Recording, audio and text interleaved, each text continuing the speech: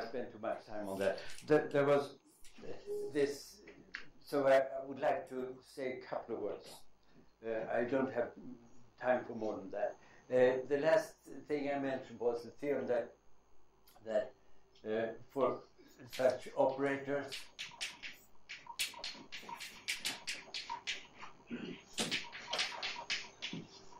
okay, is a distribution kernel of the product manifold, assuming there are no vertical elements of either type. Both 0xc and 0 eta and xc0 are forbidden in the wavefront set. Okay, then we had the I stated that wavefront set of kf must be included in the wavefront set of k, which is viewed as a product, as a subset of the product set of the pairs of one type and pairs of the other type, as I explained, with a prime to change the sign of the eta, composed with wavefront set of k. I would have liked to spend 5 or 10 minutes to explain why the... Is something wrong? The last one. Yeah, thanks. To explain why the following two things, statements, are consequences of that. But I don't have time to explain why. I just write down the consequences. For K is a convolution operator. This is a very interesting special case. So, example 1. If K is a distribution which is smooth outside the origin, any such distribution, then it will follow from that the wavefront set of the convolution is included in the wavefront set of F. Whenever you make such assumptions at infinity about those, so that the convolution is defined. And the second example, perhaps a little less trivial, anyway, interesting, more interesting perhaps, is that if K is any distribution, and again under the assumption that the convolution makes sense, the following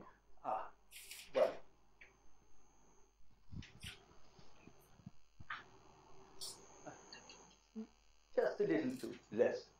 The wavefront set of the convolution is included in the set of x plus yc, such that xc is in one of the wavefront sets and yc in the other wavefront set. In other words, so the positions are added just like singularities are added. The position of singularities in a convolution is added. But that's not surprising. But the interesting thing is that a cotangent vector in the singularity can occur only if it is present in both members of the convolution. And this is in agreement with the general philosophy that we learned in the beginning, when the first time we meet convolution, is that the convolution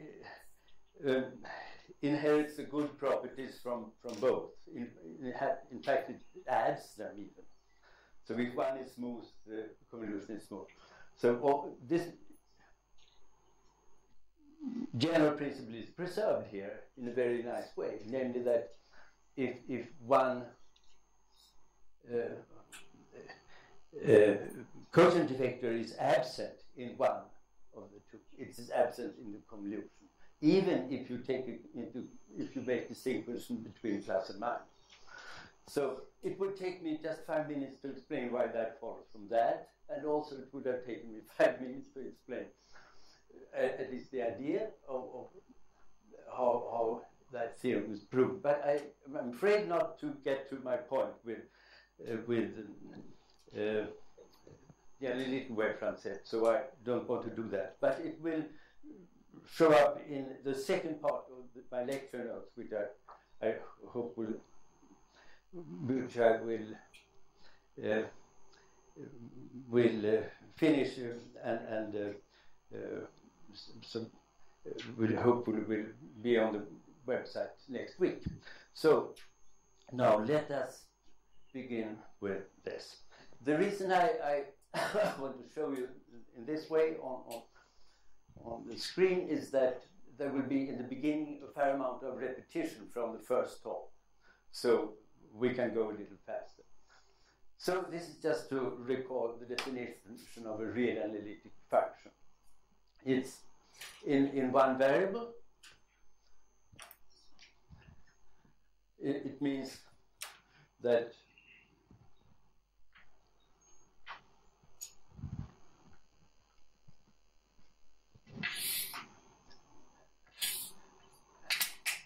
we're considering a function or distribution on, let's say a function, we think of a function on an interval. It is the definition of being real analytic is that there exists a complex analytic function in a neighborhood of the interval, in the complex plane, and the function is a restriction of that. Usually this is the definition. So here's an equivalent property that you probably know, but it's good to recall how it is proved from the definition. Namely, it's an estimate of the size of the derivatives, of how they is allowed to grow with the order of the differentiation. So why is there a U0?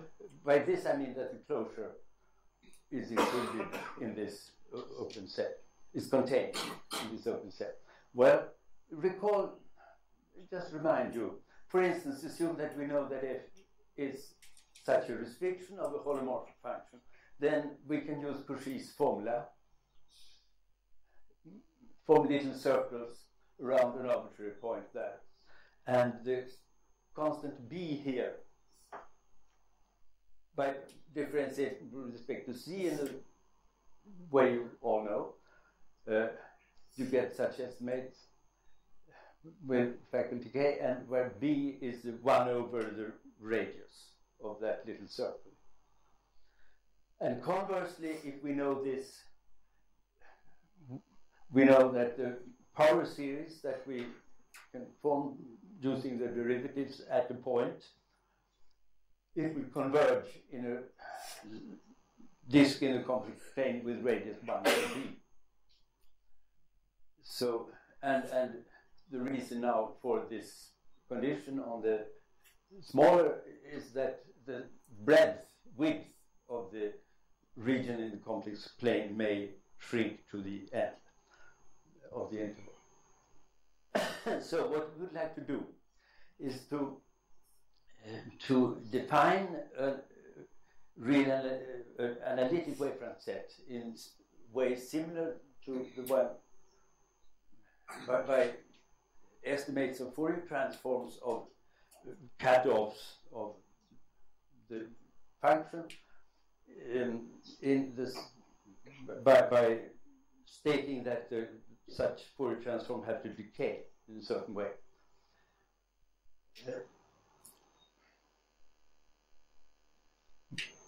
And there is some hope to do this, because the first thing I want you to observe, which is a very elementary fact, is that the size of this constant that I wrote all the time, Pf hat c is less than Cm over 1 plus c to the power 10.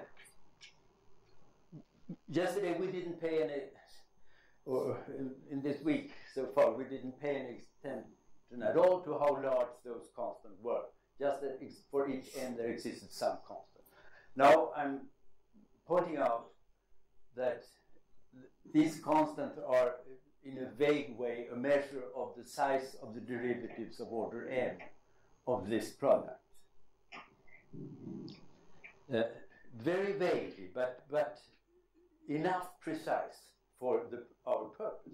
And I just wrote down two equations to explain this. In one direction, it's very precise, actually. Namely, assume we have an estimate of the magnitude of the k derivative. This is just one variable, but in principle it's the same in higher dimension. But by partial integration by parts, in well-known way, we get this, and so you see that the f hat has to decay as negative power negative k of absolute value of c with this constant, exactly as we would like. The other way around, it's slightly worse, but enough for our purpose. Namely, to express the derivative, we need to integrate. And if I divide and multiply by such a factor in order to take the supremum of that and integrate that, which converges, I get two k plus 2 instead of k here. But if I have estimate something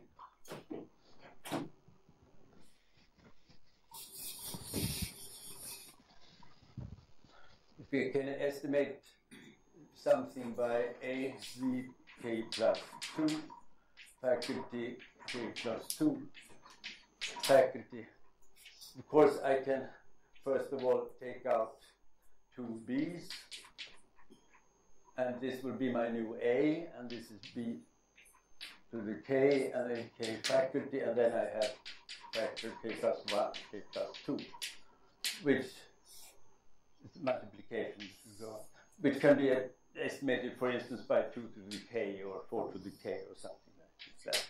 So it will increase the b a little further. No, I mean increase the b also.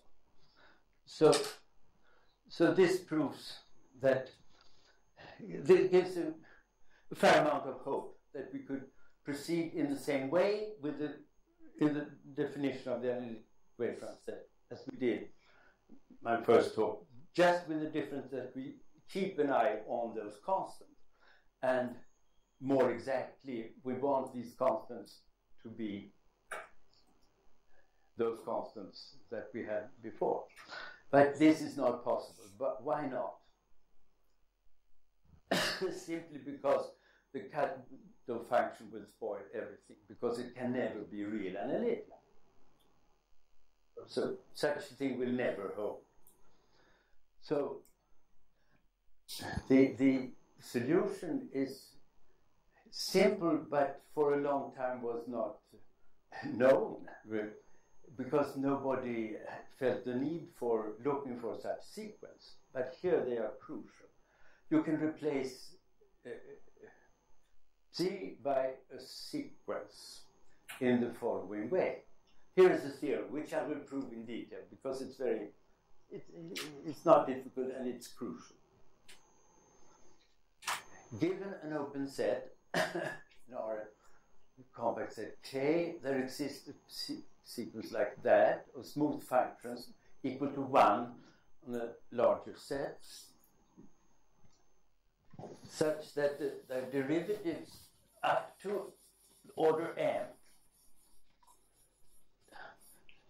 are not essentially as good as the bounds for derivatives of a real analytic function.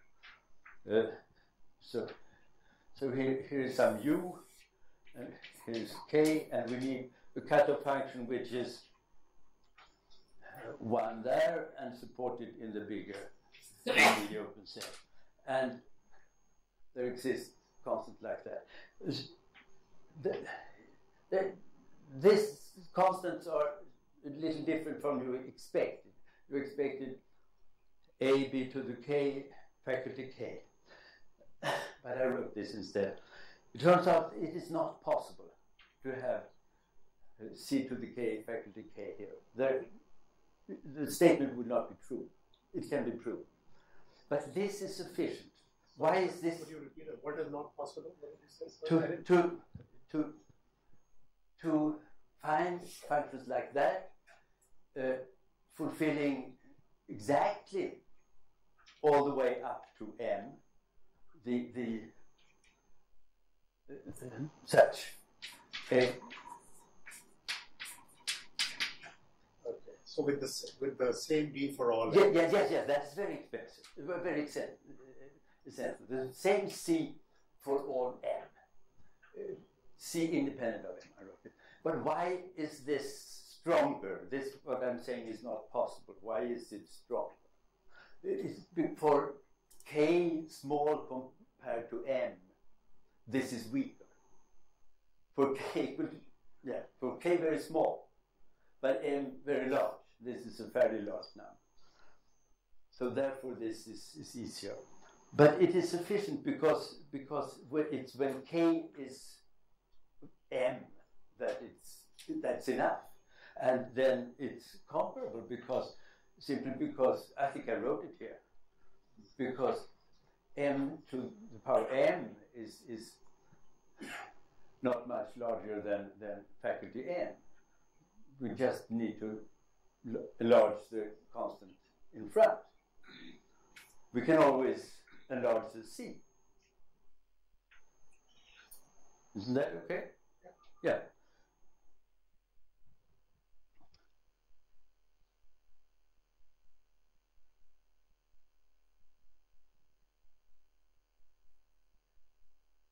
Yeah, so this is the counterpart of the first proposition I wrote down the first day.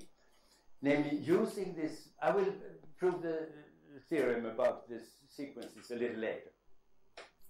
Now I'm using it for a trivial statement as a preparation for the definition of the analytic wavefront set. So, why is this trivial?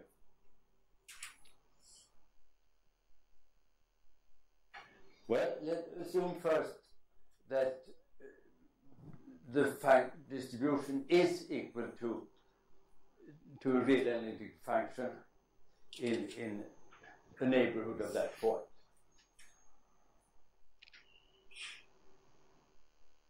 Well, it's okay. Yeah.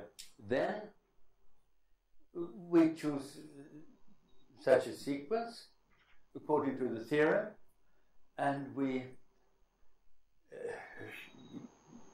do this product, and then by Leibniz's rule, we know bounds for the knowing bounds for the derivative of f in that region because it's of the assumption about it, and because of the bounds we know for Cm by the theorem, by Leibniz's rule, we know bounds for the product. And so by the easy statements I showed a couple of slides back, knowing bounds for derivatives, we have bounds for the Fourier transform. But now, so it's just that. And the other way around, knowing bounds for the Fourier transform like that, we have bounds for the derivatives of the product, but since Cm, every Cm is equal to 1 in a smaller set, we have the same bounds for the derivatives of f on that smaller set. So it's really trivial, knowing this. So therefore, I can define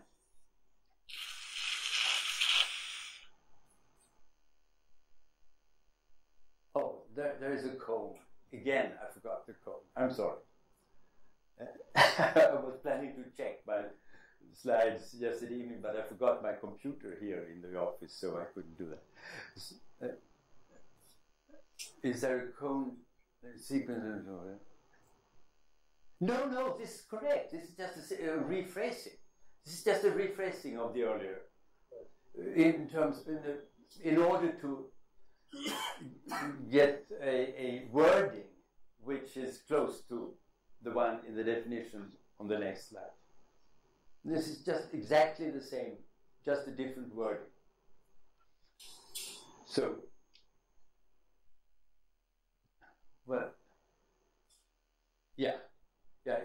this is the definition of this analytic singular support, and so this statement here is the same as on the. So now is the definition of the analytic wavefront set, and here I have not forgotten the code. Good. It's a complement of the set of zero with the following property: there exists such a sequence which is equal to 1 in a smaller neighborhood, all supported, and such a cone, so that the Fourier transform product in the cone obtain the satisfy those estimates. So it's completely analogous to the definition of the wavefront set in my first lecture, except that I keep track of this and that I use the sequence, which I have to, as I explain. So, yeah, now I will explain. I will convince you that there exist such sequences. So I will prove the proposition or theorem perhaps. To begin with, this is a lemma in just one variable. I claim that there exists this sequence of one variable functions supported in a unit interval like that, all integral equal to 1 with such estimates. Okay. Here is a proof. I take a fixed function supported in the same interval, non-negative, and really equal equal to 1. And I observe that I can do this. The reason is that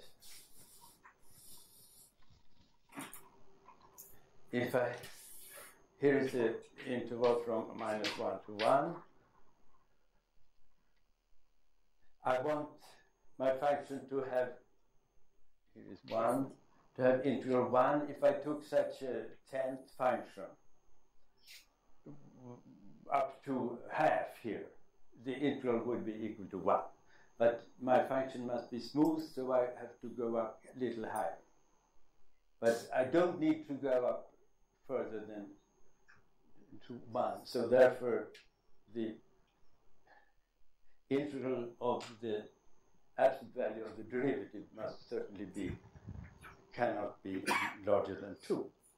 So I hope you believe that. Now comes a trick.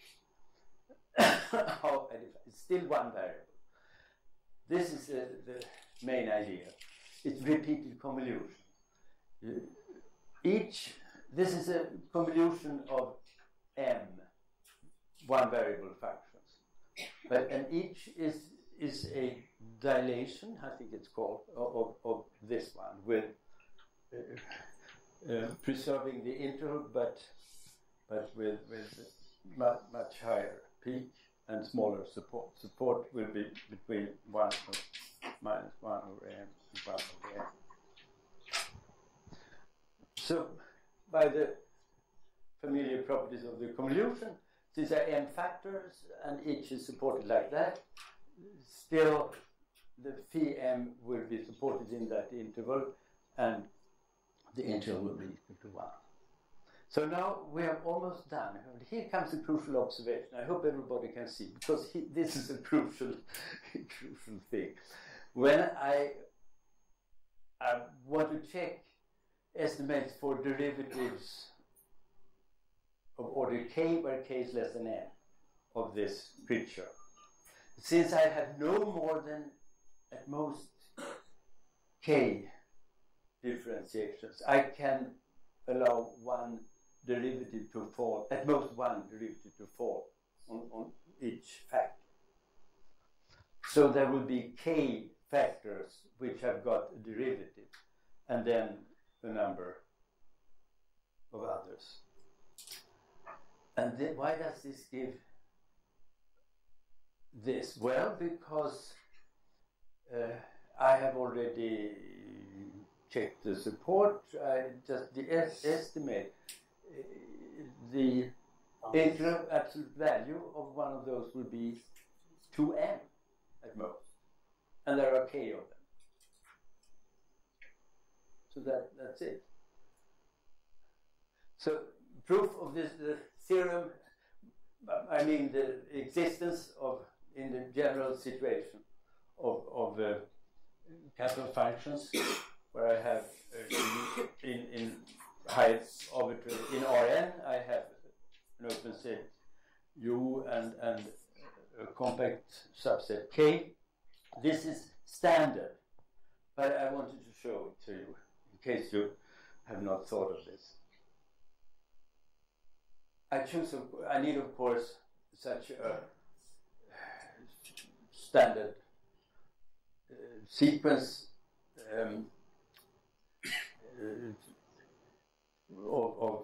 that depends on all variables. I do it by products like that. It will be supported in a cube like that, and have integral equal to 1.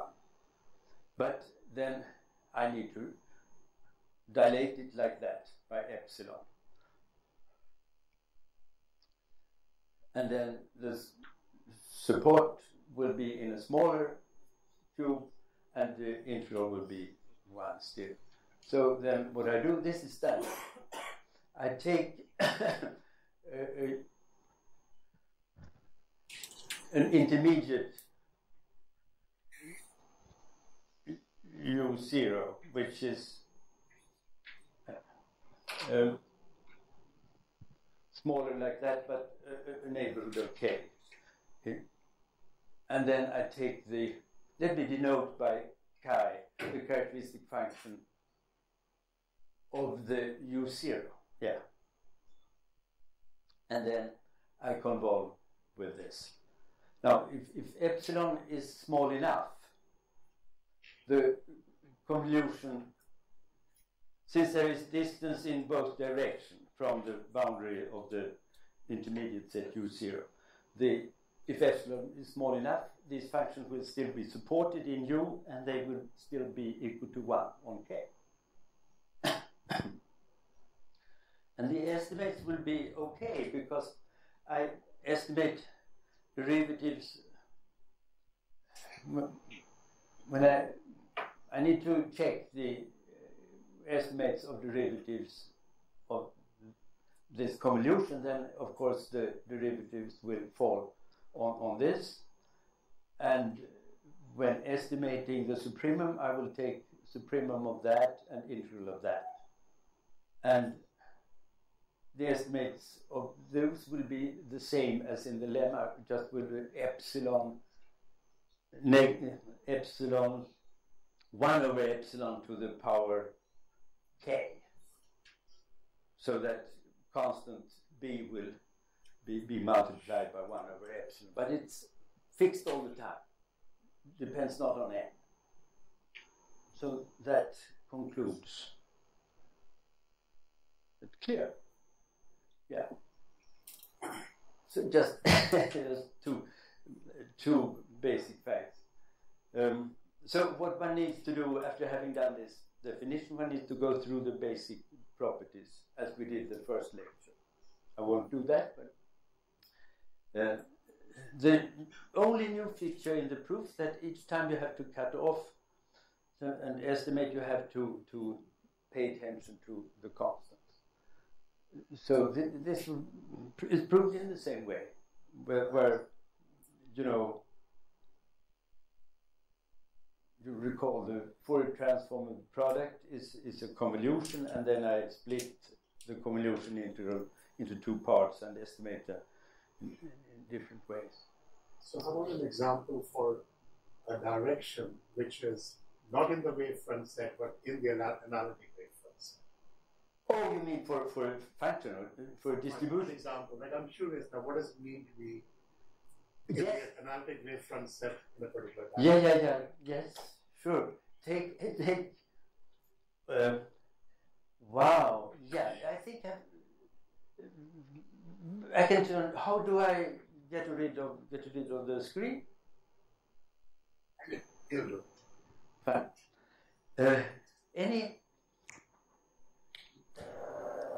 So it's not in the wavefront set, but in the analytic. Yes, yes. There is a theorem which will come in a couple of minutes that the boundary point of the support of any function or distribution has to have something in the analytic wavefront set. Because for the simple reason, if there were nothing, if for one variable function, just as an application, as a so it's a smooth function of compact support. Yes, so yes. Wavefront set is empty, but it's It cannot be.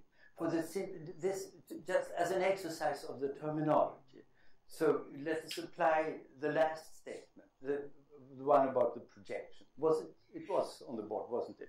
That namely that if the projection down of the analytic wave it is equal to the singular support. This means that if, in particular, let's talk about one variable now. If x plus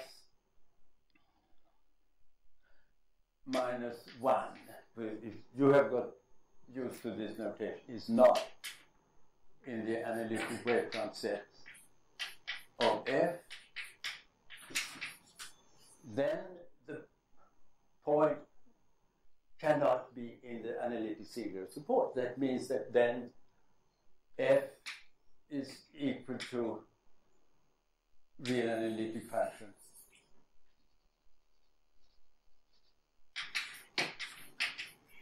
in a neighborhood of x0.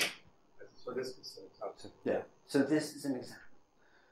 So the answer to that question is that any C infinity function which is not identically zero at the boundary point of its support, that boundary point is not in the wavefront set because it's a C infinity function, but by this fact it at least one of the directions. That's true in higher dimensions too, as you said. Yes, it's true in high dimensions. By them, yes. Yes, it's the same argument proves this. So more precisely, it would require 5 minutes to explain the proof, which I don't have, but it's not hard.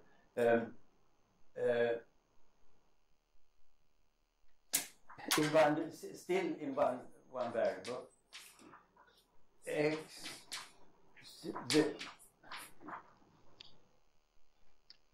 there is not in the analytic wavefront set if and only if of f is boundary value of the complex analytic, let's say, holomorphic function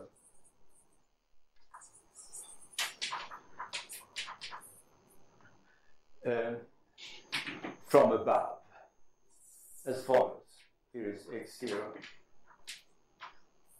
There must exist a little rectangle in the complex plane with boundary an interval around the point. So, and let me call it f x is clear. So this is a theorem. This goes over to high dimension then, so there is a hyperplane. Yeah, there are very interesting, very interesting extensions to high dimension. Let me just make clear that this is very natural because we know that every distribution on an interval on the real axis is a sum of a boundary value of something from above like this and something from below. This is Cauchy's formula or something. It's easy, I don't have. So, but if it is, if those agree, that is, I mean, if it is in the same way, the same function is boundary value from something from upwards and below, that means that it is real analytic. So this is, in some sense, this is a precision of that. And in higher dimensions, I didn't plan to talk about that, but it's a wonderful question. And it's there. The situation is, it's described in Hermander's books, like almost all of what I'm saying, have been saying.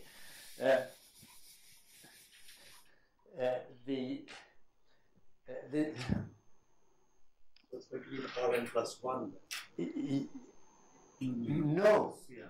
No, Cn. There are, what one does, one considers a cone. Gamma is now a cone in Cn. So well, z equal to x plus y in Cn. So y is an n-dimensional space, which is a complex space, so to speak, and we have a cone in that space with then and a function which is analytic. Y is analytic, complex analytic in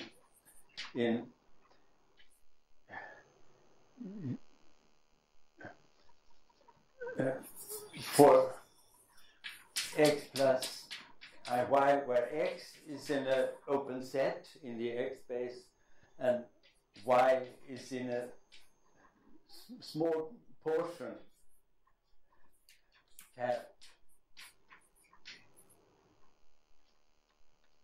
a small portion of the cone near the origin in y space. Then if our distribution on y, on u, down in the x space, is the boundary value in this way, then we can say something about the analytic wavefront set of that distribution, which, depending on the position of that cone. Gamma directions are not. I had not said anything about the liquid. I'm just. Gamma directions are not in. Are not in? And gamma directions are not in.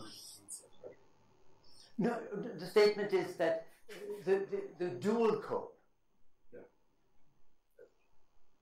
Gamma for directions. Then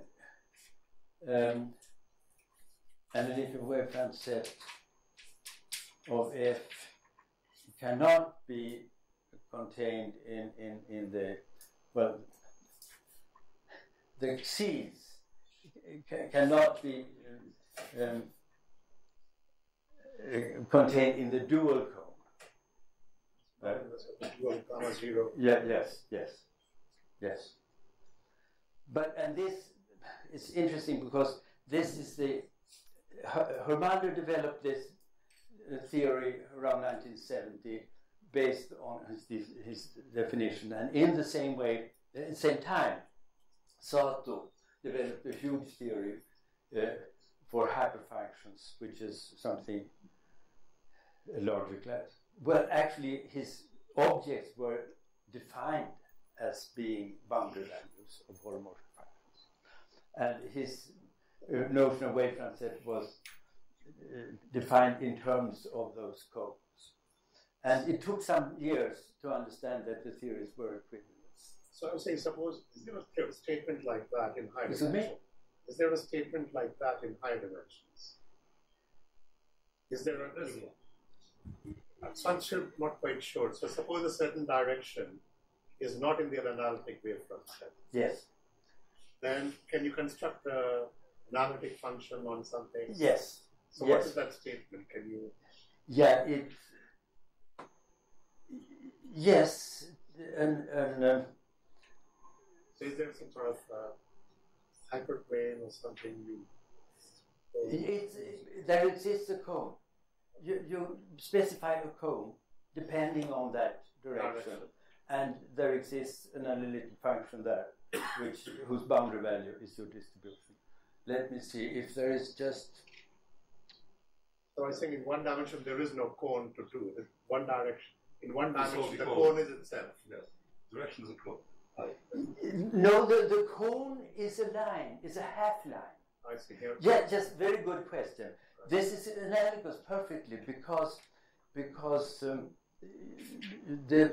half line Is the cone. is a cone, yes, and the segment, the rectangle is the product of the interval, which is our u, and a little part of the half line. So the width here is my epsilon there.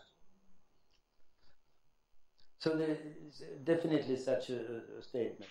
So now I'm very glad to have comments and questions, but now I want to come to the punchline before the end of the talk. The next theorem is also analogous to something in the first lecture, namely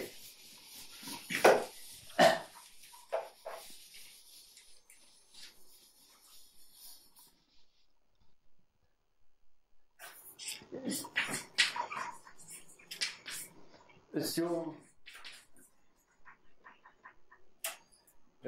x plus minus en, I don't know, but as before, en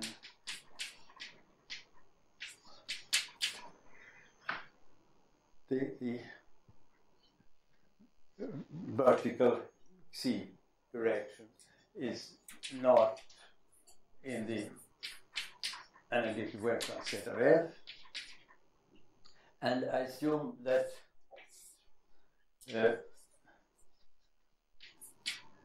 f is supported in a region like that, so that I can integration makes sense. If you don't mind, I did note again by f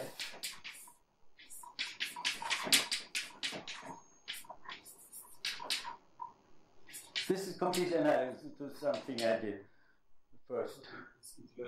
Extra.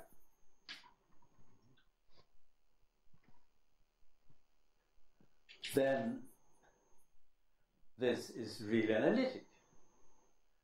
Let me denote by A like that, real analytic function.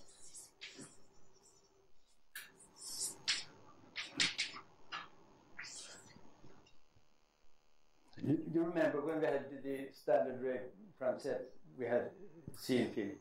And you remember what the proof was? We had cut off the Fourier transform. Let me put it this way. The assumption meant that the cut off function decayed very rapidly in a cone, double cone like that. And so in particular, it decayed very rapidly on that CN line. And the restriction of the Fourier transform to that line is the Fourier transform of that function. So knowing, again, such very, very good, now a little improved estimates of those Fourier transforms, we get that the function is real analytic. So now comes the first punchline. It's so important, I wanted to have on the upper board. This is a theorem of Hermander from in a paper 1970 where he gave his new proof of Holmgren's uniqueness theorem for partial differential equations with analytic coefficients. That is unique continuation across non-characteristic surfaces. And here is the theorem.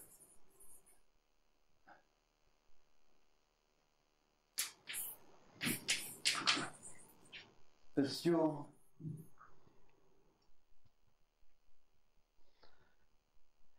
let me, so that I don't forget. Yeah, I should begin with the surface. S, real analytic hypersurface.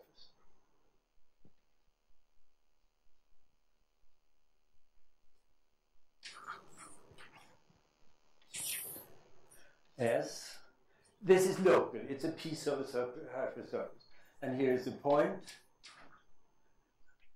x0 in S, and for simplicity, I'm distorting it slightly in the beginning Hermander's statement to make it easier.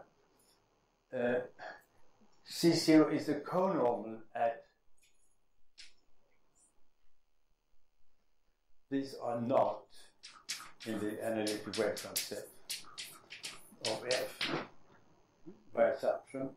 And one more assumption. F is 0 on one side of the hypersurface.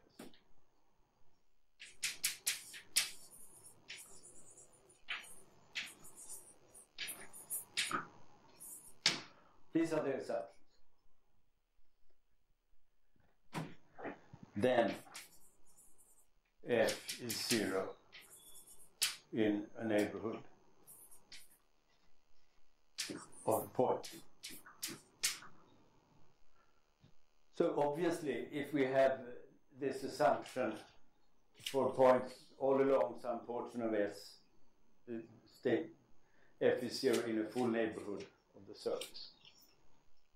So it's a vast generalization of the principle of uniqueness of analytic continuation, actually, because what is weakened is the analyticity assumption.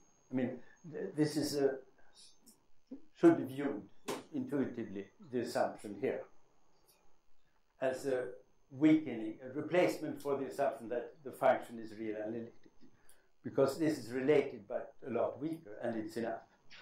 And in the context of PDEs, the beauty is that this statement has nothing to do with solutions of differential equations. So the other part of the Holmgren uniqueness theorem is a regularity theorem for PDEs, which provides this information. I mean, if the distribution is the solution of P equals 0, and the surface is non-characteristic, then by regularity theorems, Microlocal, we have this. So therefore, it's related. Now, the proof is just a line or less.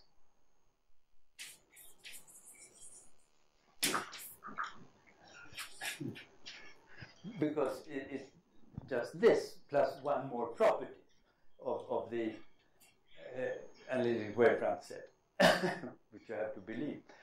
You see, by purpose I drew the surface like that, because the first trick is to make a change of variables, a real analytic change of variables, so that S becomes like that, and x0 is here. So we need also the basic theorem for which the analog for C infinity wavefront I sketched the proof, namely that the wavefront set behaves as it should under change of variables. Now the change of variables must be real analytic.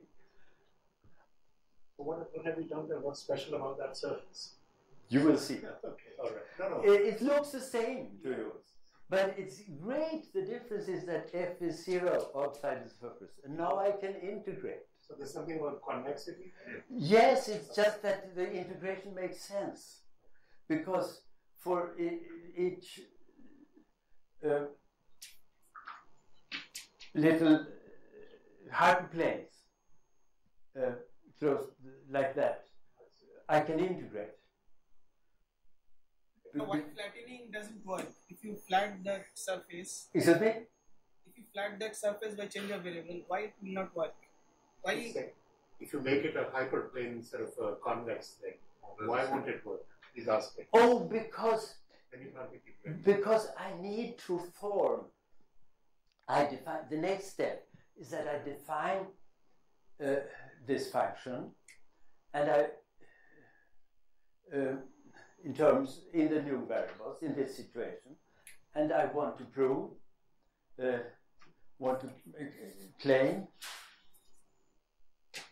f is real analytic.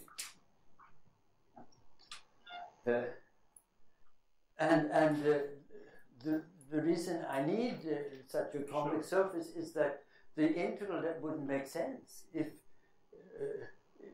I must have something compactly supported to integrate. If it were a plane, as soon as I move up, I know nothing about f far away. I have made it's a local theorem. It's a point. I need to make only local assumptions about f. I know nothing about f far away. So therefore, having made such a change of variable, this definition makes sense. And so I hope that answers the question. So I hope you agree with me that this must be true because of that proposition there. Because on one side, and 0 on one side. I have not come to that. Yeah, that's next step. Since wavefront set behaves as it should, I know still after the change of variable, these conormals are not in the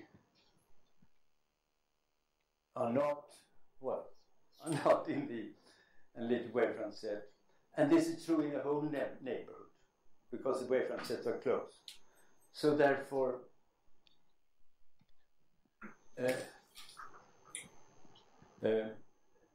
analytic, let me say, in a neighborhood of x and 0, in a small neighborhood at least.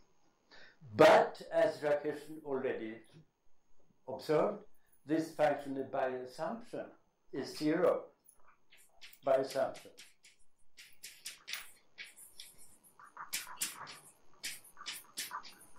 Since if the hyperplane we integrate over doesn't even meet the support, it must be 0. Hence,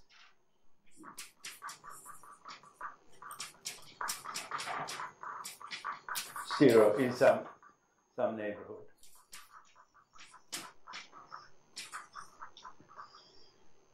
Well, it Up to you. yeah, I can make it 0. I can I choose coordinates so that it's 0. But we're not completely done. It's only hyperplanes. Yeah, we only know that the integrals are 0. There's one more trick. But it's only once hyperplanes in one direction only. That's not enough in general. Well, but what is missing is of another kind. Simpler. Namely, we know it was not a coincidence that I chose among all the prerequisites that I might have chosen to tell you, I chose this.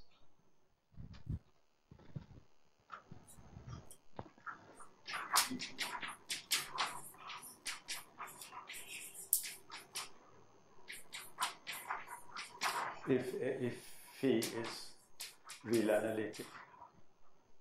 I showed you this. That's what we need. It's so simple. So we can apply the same reasoning to the product of our function and an arbitrary real analytic function. We apply exactly the same. Then the assumption is preserved about these are absent. So for phi here, So the conclusion will be that if I write a property, integral phi x prime x and f x prime x and x prime is equal to 0 for a little interval of x n. For all phi real analytic. So the restriction of f to such a little hyperplane is orthogonal to all real analytic phi. Therefore, it has to vanish. So this, combined with the little remarks about solutions of PDEs and the regularity theorem, this proves concludes Hermander's proof of Horowitz uniqueness theorem. And now, what does this have to do with Radon transform? Well, very useful, because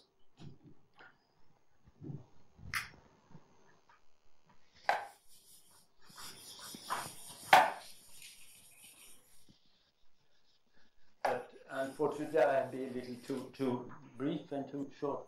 There are also what we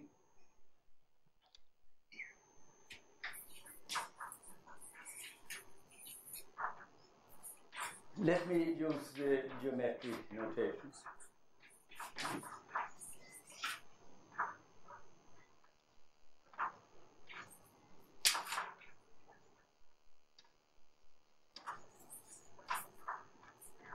I have a hyperplane, and assuming f is compactly supported, so the Radon transform makes sense. And I assume, at least in a neighborhood of that hyperplane, the Radon transform is 0. The integral all such planes is 0. Then, in the notation, the compact notation, which I would like you to learn,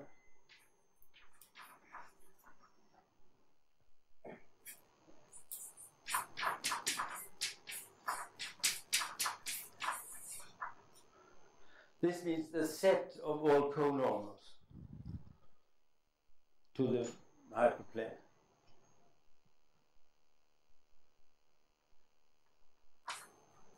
All such. They are forbidden. You can't be there. And for the C-infinity case, I forgot to write it down as a conclusion, but it was definitely a conclusion of the very extensive discussion. You know, the way I suggested to think of this relationship between the singularities of RF and the singularities of F was as follows: was such that if in the Y space, you don't need to think, there are other ways to think of it, but this is useful to, in the Y space, where the elements are the hyperplanes, the assumption means that all, well, all cotangent vectors, the function is 0 on that function, the Radon transform on that space at that point is 0 in a full neighborhood. So certainly there are no wavefronts above that point. But all these wavefronts correspond under that correspondence that I talked at length about. Corresponds to all those. So that's one way to think of it. Another way to think of it is, of course, the form R star R, and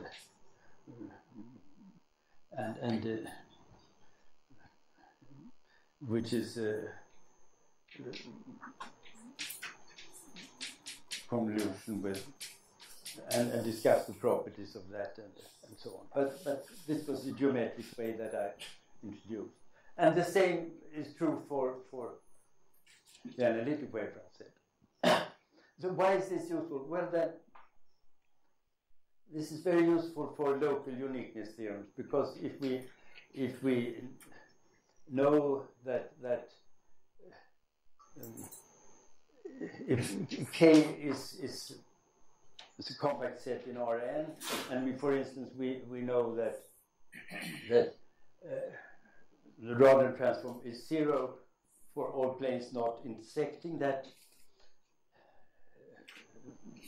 compact set, then if we know that F is a priori has compact support, we can proceed with uniqueness arguments like that all the way, as long as we have planes for which the assumption is true. Now, one of the points of all this is that these arguments apply even for weighted transforms. Weighted, if I real analytic and positive weight. So, and variation of this you can use has been used in different situations where you have integrate over lines in 3 space instead. But then the geometry is different, but the basic concepts that I've been talked about are what has to be used. So my time is out. So let me just say that as I said before, that I at least as far as the C-infinity part, my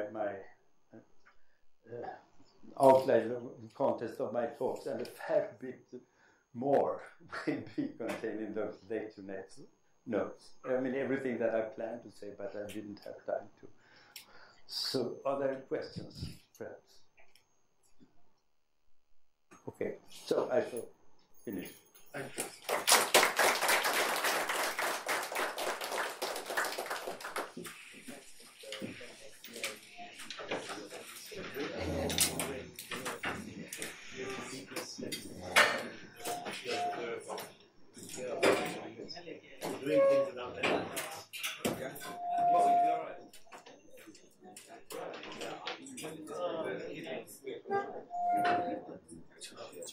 I'm glad you didn't know this. Well, if I allowed myself half a minute of thinking, I could say precisely what that cone is in the.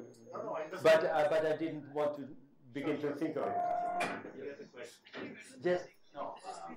This kind of results for Radon transform. Yes. It's valid for C-infinity case. Yes.